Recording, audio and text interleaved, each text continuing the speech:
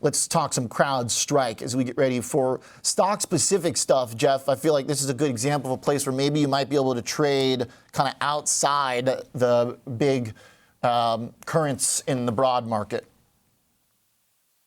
Yeah, certainly. I mean, we see the stock down about 1.5% today, and they certainly have had some moves over February that was part of the macro conversation. As we look to go into this report, though, there are a lot of stock-specific stories for Crowdstrike. Expectations for the Q4 earnings around 85 cents on earnings. That would be down about 9% year over year. Revenue just over $1 billion, $1.03 billion, up about 22%. We look at specific segments for subscription revenue. Estimates are coming in about $986.78 million. That, of course, is above what we saw last quarter, which was just under $963 million. On the remaining performance obligations, expectations are it'll be up about 29% at $5.95 billion, with annual reoccurring revenue up about 22% at $4.02 billion. I think the focus here for investors is certainly going to be guidance, especially around revenue. The demand we're seeing in that kind of slowed IT spending environment, especially as we see some of these, economic reports come out and put some pressure there, and any updates on the Falcon Flex adoption, which has been an important part of that annual reoccurring revenue strategy. Management reiterated recently their long-term goal of about $10 billion in annual reoccurring revenue by 2031. That represents about 150% potential growth from where they're at right now. As a part of that retention strategy, especially since the outage, CrowdStrike's been allowing for more flexible payment structures. They've had less rigid contracts. That's driving a lot of the growth momentum. I think as we look forward, we're going to be wanting to know, have they started to drive more revenue, drive more contracts in this environment? Because they have such a large offering, and so users aren't having to buy from a range of vendors. So they're increasingly a one-stop shop. Yeah, which exactly. Is why nobody could get rid of them, right? Because they're all tied up in all kinds of different, it was just, basically we're held hostage. Technically, a lot of big commercial clients. It sounds like the kind of world kind of is running on CrowdStrike to an extent. Yeah, I mean, that's been the issue for a lot of these other cybersecurity names is, certainly the cyclical part of it with the IT spending has put pressure on them. But on a less cyclical basis, you see customers purchasing security from a range of vendors.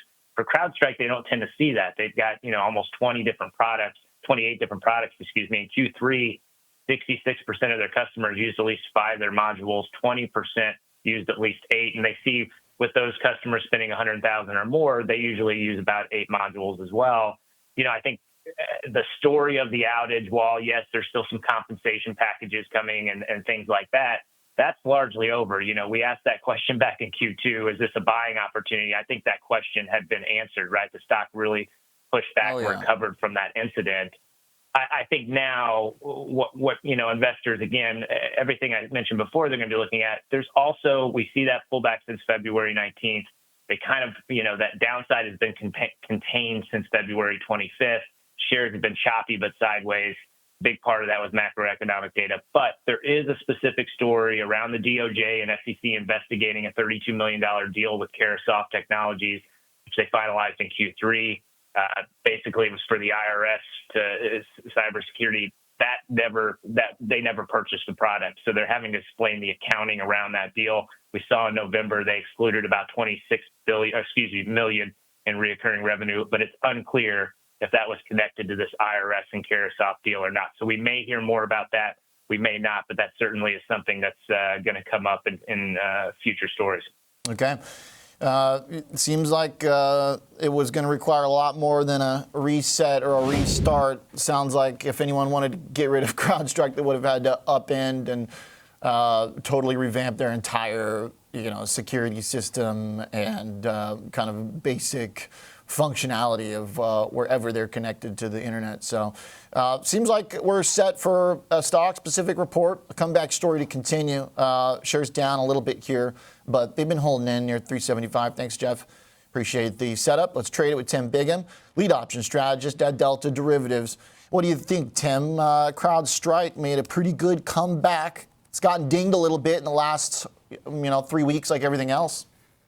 Yeah, absolutely. It certainly maybe got a little out ahead of itself on that rally before the recent pullback here. I think, as you guys alluded to, it's tough to get rid of Crowdstrike as far as it's not just flip a switch and you're all set sort of scenario. But I think getting rid of Crowdstrike on a further rallying in stocks generally makes sense in this market environment until further notice. So I think positioning with an out of the money call spread on CrowdStrike, take advantage of inflated, what I think, option implied volatility in front of earnings, about an 8% market maker move implied on CrowdStrike here. So I'm just positioning some out of the money this week at expiration, 420, 422 and a half call spread.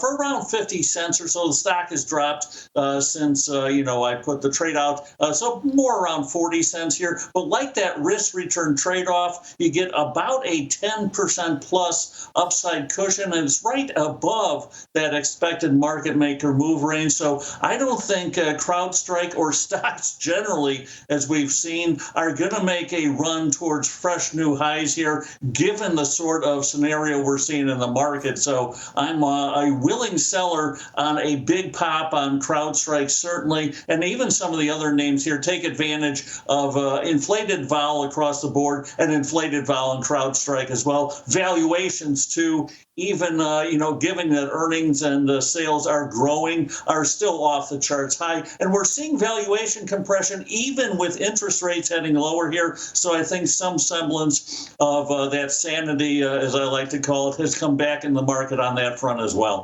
All right.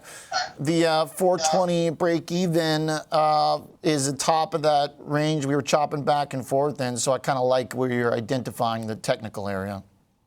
Yeah, absolutely. I'm not going to be aggressive either to the upside or downside in this environment, certainly given what's going on, both, geopolitically and with just price action in stocks here. But the fact that IV is now at certainly new yearly highs and pushing towards, multi-year kind of highs here if it sticks, makes selling option spreads and options generally the favored strategy, I think, to express a somewhat non-directional, but slightly, in this case, bearish opinion.